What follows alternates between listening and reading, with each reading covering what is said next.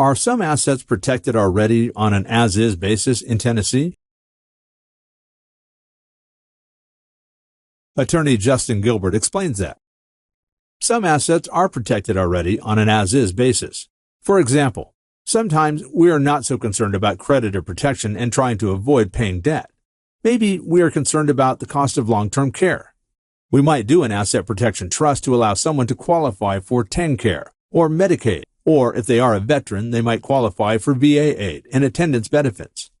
On the Medicaid side, your retirement accounts, or as we call them, your qualified accounts, your 401k, 403b, 457, IRA, Roth, all those types of things are exempt if you are trying to qualify for Medicaid. There is built into the law a bit of asset protection with respect to those retirement accounts. Those really are some of the best vehicles for asset protection. Those assets are protected as is.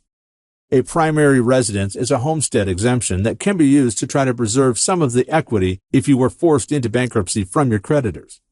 If you are in a community property state, and Tennessee is not necessarily a community property state, but they do allow you to create a community property trust, well, the separate property of your spouse is protected.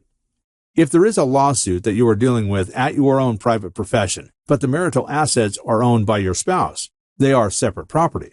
Creditors really can't attach those assets, and that might be a good reason to define the assets as separate property of one spouse or the other to protect them. Contact Music City Estate Law in Brentwood, Tennessee to set up an initial consultation with estate planning attorney Justin Gilbert. You can rest assured that his number one priority is you.